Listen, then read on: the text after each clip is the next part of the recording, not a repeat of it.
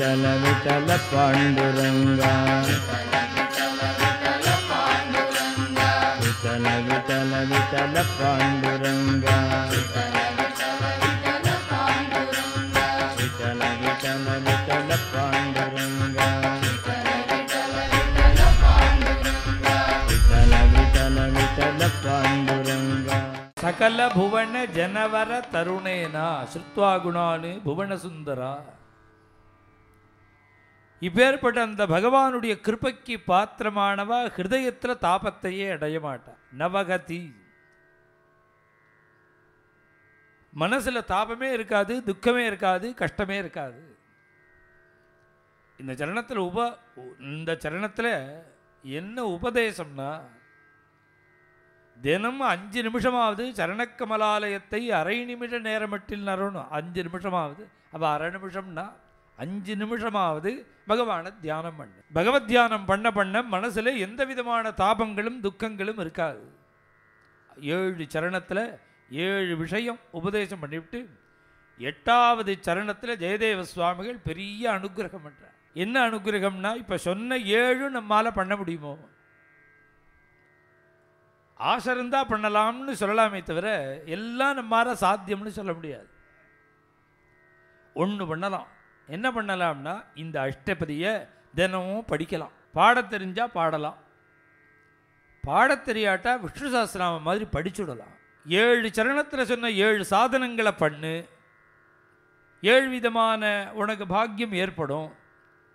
அப்படி உனக்கு இப்போ சக்தி இல்லையா, இந்த அஷ்டபதியை படி, இதான் சாதனம். இந்த அஷ்டபதியை படித்தா என்ன கிடைக்குங்கிறார். இந்த அஷ்டபதியை பாடு அல்லது படித்தா என்ன கிடைக்குங்கிறார். பிரவிசத்து ஹரிரபி ஹிருதயம் அனேனா. இது பாட பாட பாட உனக்கே தெரியாது உன்னுடைய ஹிருதயத்தில் ஹரி பிரவேசிச்சுடுவாங்கிறார். இந்த அஷ்டபதிக்கு பலன் இதுதான். இந்த 16வது அஷ்டபதிக்கு பலன் பிரவிசத்து ஹரிஹி அபி ஹிருதயம் அனேனா. அனேனா வச்சனேனா. ஜெயதேவருடைய இந்த அஷ்டபதியினால பகவான் உள்ள பிரவேசிப்பான். பிரவிசத்து ஹரிஹி ஹிருதயம் அனேனான்னா என்னமா பகவான் பிரவேசிப்பான்னா, அதுக்கு இது அஷ்டபதி பாட பாட பாட அதுக்கு பாத்திரமா ஆயிடுவான்னு அர்த்தம். அபாத்திரத்துக்கு எப்படி பகவான் வருவான்? பாட பாட பாட இந்த தகுதி வந்துடும்னு அர்த்தம். நமக்கு வந்துடும். பகவான் வருவானா, பஜனையில் வருவானா, பக்தி பண்ணிகிட்டே இருந்தால் வருவானா, அஷ்டபதி பாடினா வருவானான்னா வரமாட்டான்னு சொல்கிறதுக்காக இத்தனை புராணங்கள் இதிகாசங்கள்லாம். நிஜலோகம் பரித்யஜ்ய பகவான் பக்தவத்சலஹ.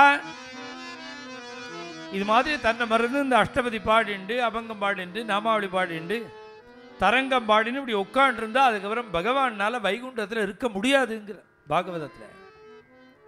பகவானால வைகுண்டத்தில் எப்படி இருக்க முடியும்? மகாத்மியத்தில் சொல்றார், நிஜலோகம் பரித்யஜ்ய. தன்னுடைய வைகுண்டத்தை விட்டுடுவான் பகவான். விட்டு பகவான் பக்தவத்சலகா. பக்தவத்சலனான பகவான் வைகுண்டத்தை விட்டு எப்படி வருவான்னா, வனமாலி கணஸ்யாமா பீதகவுஷேயவாசசகா. திவ்யமான வனமாலையை தரிச்சுண்டு வனமாலாதரனாக பீதாம்பரதாரியாக கஞ்சி கலாபருச்சிராக திவ்யமான பீதாம்பரம், அதுக்கு மேல தங்க ஒட்டியானம் பெல்ட், லசன் முகுட குண்டலஹா. உதயகால சூரியனை மங்க வைக்கிற மாதிரி திவ்ய கிரீடம் மகர குண்டலம். திரிபங்க லலிதாரு. அப்படி நேரா கம்பீரமா ராமச்சந்திர பிரபு மாதிரி இருக்கிறான்னு சொல்லல. 3 வளைவா உடம்புல, 3 வளைவோட கூட திரிபங்க லலிதாரு கௌஸ்துபேன விராஜிதகா. கழுத்துல கௌஸ்துப மணி, கண்டோப கண்டசோபி கௌஸ்துப கிருஷ்ணாங்கிறார் நாராயண தீர்த்தர். கணசோபி கௌஸ்துபம்னு எப்ப பகவானை வர்ணிச்சாலும் கௌஸ்துபம் இல்லாம கிடையாது. இங்கேருந்து பகவத் கிருபையினால பகவானுடைய கருணைக்கு பாத்திரமாகி வைகுண்டம் போயிட்டான்னு வச்சுக்கோங்க பக்தாள்லாம். அங்கே இந்த 5 அடி 6 அடி இதெல்லாம் கிடையாது. அங்கே போனால் எல்லாரும் ஒரே மாதிரி இருப்பா, பெருமாள் மாதிரியே இருப்பா. சதுர்புஜம், சங்கம், சக்கரம், அந்த சங்காத்தியாயுதங்கள், பீதாம்பரம், நூபுரம், ஆபரணங்கள் எல்லாம் வந்துடும். எல்லாரும் பெருமாள் மாதிரி இருந்தால் நிஜம் பெருமாள் யாதுன்னு புரியாமல் போயிடுமோனோ. எல்லாரும் பெருமாள் மாதிரியே இருந்துட்டா அப்புறம் நிஜம் பெருமாள் யாரு, வாஸ்தவமான பெருமாள் யாருன்னா அதுக்கு அடையாளம் வச்சுக்காமலா பகவான் இந்த ஸ்வரூபத்தை கொடுப்பான், எல்லாருக்கும் சாரூப்பியத்தை கொடுப்பான். ஒரு 2 வச்சுருவானா தனக்குன்னு, பாக்கி தான் எல்லாருக்கும். அந்த 2 என்னன்னா கௌஸ்துபங்கிற மணியை யாருக்கும் தரமாட்டான். வினா ஸ்ரீவத்ச கௌஸ்துபம். மார்புல மகாலட்சுமி பெருமாளுக்கு மாத்திரம், கழுத்தில் கௌஸ்துபங்கிற மணி பெருமாளுக்கு மாத்திரம். அதனால எங்கே அவதாரம்னு இல்லை, வைகுண்டம்னு இல்லை, அவதாரம்னு இல்லை, எங்கேயுமே மாடு மேய்க்க போகிறதேல கூட கௌஸ்துபம் உண்டுங்கிற நாராயண தீர்த்தர். இந்த ஆலோகையே ஸ்ரீ பாலகிருஷ்ணங்கிற தரங்கம் கண்ணுக்குட்டி மேய்க்க கிளம்புற தரங்கம். கண்ணுக்குட்டி மேய்க்க கிளம்புற அந்த தரங்கத்தில் கூட கண்டோபகண்ட சோபி கௌஸ்துப கிருஷ்ணான்னுட்டார். அவர் கௌஸ்துபம் உண்டுங்கிறார். கௌஸ்துபேன விராஜிதா. இவ்வளவு வர்ணிச்ச அந்த கிருஷ்ணன் எப்படி இருப்பாங்கிறார். நம்ம ஹிருதயத்துக்கு வரப்போற கிருஷ்ணன் இப்போ வர்ணிக்கிறது யாரை தெரியுமோ, எங்கேயோ யாருக்கோ வந்ததில்லை, நம்ம ஒவ்வொருத்தரோட ஹிருதயத்துக்கும் வரப்போற கிருஷ்ணன் எப்படி இருப்பாங்கிறார். எப்படி இருப்பான் அப்படின்னா கோடி மன்மதலாவண்யா. கோடி மன்மதனை சேர்த்து வச்சு ஒரே அழகா பண்ணினா கூட அது வெக்கப்படுமா. சாட்சான் மதன கோட்டி ரூப ஜிதமாராங்கிற பத்ராச்சல ராமதாசர். ரூப ஜிதமாரா. கோட்டி மன்மதலாவண்யா ஹரிச்சந்தன சர்ச்சிதகா. சந்தன சர்ச்சித நீலகலேவரேன்னு திவ்யமான சந்தனம், குங்குமப்பூ, பச்சை கற்பூரங்கள்லாம் போட்டு சுகந்தமா சக்கச்சுவேர்னு இருக்கு. ஹரிச்சந்தன சர்ச்சிதா. அப்படி பார்த்தா எப்படி இருக்கார், பரமானந்த சின்மூர்த்திகி. பரம ஆனந்த ஸ்வரூபனாக பகவான் சின்மூர்த்தியா நிற்கிறவன். ஒரு கால ஊனி இன்னொரு காலை தூக்கி வச்சுண்டு உடம்புல 3 வளைவோட கூட மதுரகா முரளிதரகா வேடுகானம் பண்ணிண்டு இப்படி இவ்வளவு பார்த்த இத்தனை நேரம் சொன்ன கிருஷ்ணன் எப்படி இருப்பாரோ அவர் ஆவிவேசஸ்வபக்தானாம் ஹிருதயானி. இப்ப நான் வர்ணிச்சபடியே பக்தாளுடைய ஹிருதயத்தில் பிரவேசிச்சிடுவான். வைகுண்டத்தை விட்டுவிட்டு இப்ப வர்ணிச்ச பிரகாரம் பக்தாளுடைய ஹிருதயத்தில் பிரவேசிச்சிடுவான் கிருஷ்ணன். ஹிருதயானி அமலானி தூ. சுத்தமான ஹிருதயம்ங்கிற. ஏன்னா இப்படி பண்ணினா பஜனை பண்ணிட்டே இருந்தா பகவன் நாமம் சொன்னா தீர்மானமா பவித்திரம் ஆயிடும். நமக்கே தெரியாது நாம பவித்திரம்னு சொல்றாளே, நம்ம யோகியது நமக்கு தெரியாதா? நமக்கு எப்படி பகவான் வருவான்னு யோஜனை பண்ண வேண்டிய வேலையே இல்லை. ஏன் அப்படின்னா நம்ம டியூட்டி சொல்லிகிட்டே இரு. அவர் தன்னால் வர்றாரு, அவர் வாக்கு கொடுத்துருக்கார், அப்புறம் உனக்கு என்ன? ஜெயதேவர் சொல்லியிருக்கார் உள்ள வந்துருவான்னு, அப்புறம் நமக்கு என்ன கவலை? பாகவத மகாத்மியம் சொல்றது இப்படி இருந்து கிருஷ்ணன் உள்ள வந்துருவான்னு, அப்புறம் நமக்கு என்ன விசாரம்? நமக்கு என்ன விசாரம்? ஆனால் நம்ம வந்துருவான்னு சொல்லிட்டு திமிரா அயோக்கியத்தனமாக இருக்கக்கூடாது. அப்படிலாம் வந்துருவானேன்னு இஷ்டத்துக்கு இருந்துன்னு இருக்கக்கூடாது. எப்படி இருக்கணும்னா அதுக்கு பாத்திரமாக இருக்கணும்னாவது ஆசையாவது படல். ஆசை படப்படப்பட தன்னால் அதுக்குள்ள அந்த குணங்கள்லாம் வந்துடும். சகல புவன மத்தியே நிர்தனாஸ்தேபி தன்யாக. இதே விஷயத்தை மகாத்மியத்திலே இன்னொரு இடத்துல சொல்லும் பொழுது பாகவதத்திலேயே உலகத்திலேயே யாரா பெரிய பாக்கியசாலின்னு இப்படி உட்கார்ந்துருக்கானே இவன் தான் பாக்கியசாலி. ஏன்னா அவன் லோக ரீதியாக பார்த்தா அவன்கிட்ட அவன் ஒன்றுமே இல்லை, எம்டி. ஆனால் பகவத் விஷயமாக பார்த்தா அவன் கோட்டீஸ்வரன். நிவசதி ஹிருதய ஸ்ரீஹரேர் பக்தி ரேகா. அவனுடைய ஹிருதயத்தில் ஹரிபக்தி கிருஷ்ண பக்திங்கிற பெரிய தனம் இருக்கு. இந்த தனம் என்ன பண்ணுறது? வைகுண்டத்தில் இருக்கிற அந்த பகவானை பிடிச்சி இழுத்து உள்ளே கொண்டு வந்து வச்சுடுறது. அது பக்தி சூத்ரோபணத்தா. பகவான் தன்னால் அவளுடைய ஹிருதயத்துக்கு வந்துடுவான். அவளை பிடிச்சி இழுக்கிற அந்த கயறு என்னன்னா பக்திங்கிற கயறுங்கிறது. இப்படி பகவான் வர்ணிக்கப்பட்ட இந்த பகவான் ஒவ்வொருத்தருடைய ஹிருதயத்துக்கு வந்துடுவானா. என்ன பண்ணினா வருவான்னா வேற எந்த சாதனமும் பண்ண வேண்டாம். இந்த 16வது அஷ்டபதியை தினமும் பாடிண்டே இரு, திடீர்னு பகவான் உள்ள வந்துடுவான். ஸ்ரீ ஜெயதேவ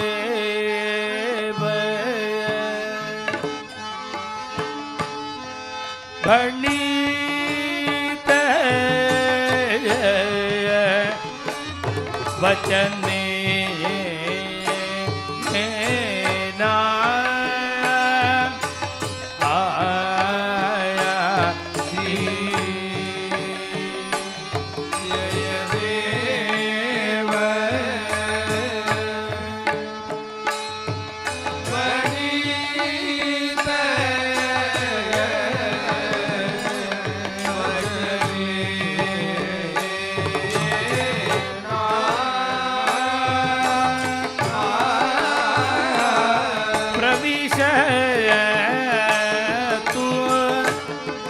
ஹரிஹி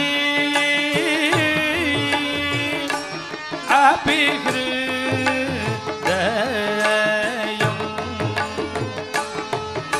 அனே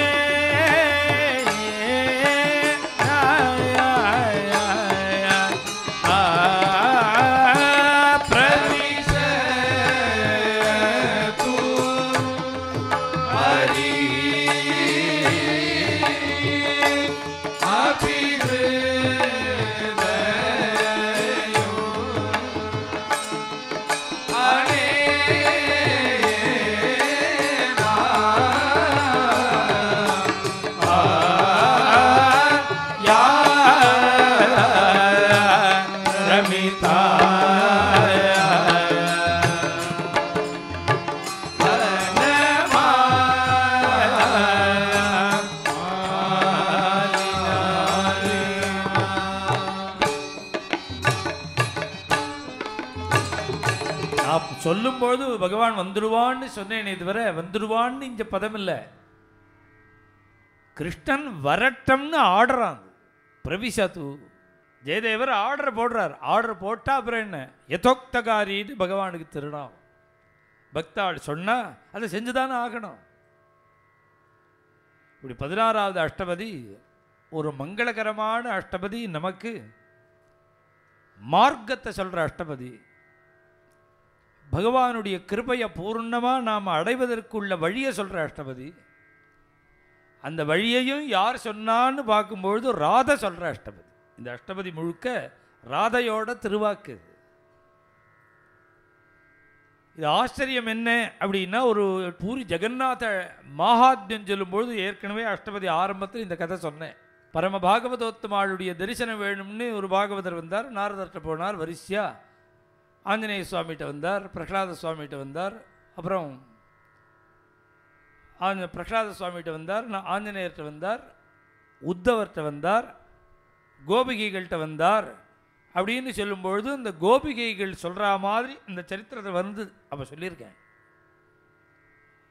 அந்த கோபிகைகள் என்ன சொன்னான்னா, எங்களுக்கு பக்தியை சொல்லிக் கொடுத்ததே ராததான்னு சொல்கிறார். இந்த கோபிகைகள் கிருஷ்ண பக்திக்கு வழிகாட்டியே ராததான். இந்த 16வது அஷ்டபதியும் ஜெயதேவர் எழுதினாரே தவிர இந்த அபிப்பிராயம் முழுக்க ராதையோட அபிப்பிராயங்கிறார். அது அப்படியே எழுதியிருக்கார் இவர். உடனே ராதாதேவி மேலே சரித்திர ரீதியாக பார்த்தோம்னா மனுபவானந்தன சந்தனானிலா சில ஸ்லோகங்கள் தான் அஷ்டபதி பின்னி ஸ்லோகம். அந்த அஷ்டபதி சம்பந்தமாக இருக்கும். மன்மதனுக்கு சந்தோஷத்தை ஆனந்தத்தை கொடுக்கக்கூடிய மலையமாருதமே தென்றல் காற்று மனோபவானந்தன சந்தனானில பிரசீதரே தட்சிண முஞ்ச வாமதாம். நீ ரொம்ப கெட்டிக்காரன், நீ இந்த இடைஞ்சல் பண்றதை நிறுத்துன்னார். இடைஞ்சல் பண்றதை நிறுத்து.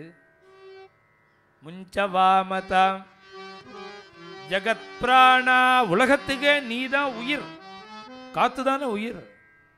ஜகத் பிராணா, நீ என்ன அப்படியே இந்த தென்றல் காற்று இந்த மலைய மாறுதம் வீசி வீசி என் உயிரே போயிடும் போல இருக்கு. என் உயிர் போகிறதுல ஆட்சேபம் இல்லை. நீ ஒரு காரியம் பண்ணு, நான் உயிர் போகிறதுக்கு முன்னாடி ஒரு தடவை கிருஷ்ணனை முன்னாடி நிறுத்திவிடு, அவனை பார்த்துடு, அப்புறம் என்ன ஆயிடுச்சுன்னு போயிடு. உயிர் போகிறதுக்குள்ள நான் அவனை பார்த்துடணும். இதெல்லாம் எதை காமிக்கிறதுன்னா சாதனை பண்ணுறவாளுக்கு உள்ள விஷயம். அது பகவான் வேணும் அப்படிங்கிறவாளுக்கு தரங்க ஸ்லோகங்களை ஆரம்பித்தா அந்த 6வது 7வது தரங்கத்தில் வருது. இந்த ஆனந்தத்தை, அந்த அமிர்தத்தை கோபிகைகள்லாம் குடித்தார்கள். அவர்கள் முக்தாகா, அவள்லாம் விடுபட்டுட்டா, ஞானம் வந்துடுத்து. கோப்பியா பிபந்தியா, கோபிகைகள்லாம் குடித்தார்கள் அப்படின்னு அந்த ஸ்லோகம் வந்தால் கதறி கதறி அழுவர். அது எனக்கு கிடைக்கலையே, எனக்கு கிடைக்கலையேன்னு அழுவர். இதெல்லாம் என்னன்னா இந்த ஸ்லோகம்தான். என் ஜீவன் போகிறதுக்கு முன்னாடி நான் அவனை பார்க்கணுமேங்கிறார். நீ ஜீவனை அழிச்சுக்கோ, என் உயிரை எடுத்துக்கோ, வேண்டாங்கல்ல.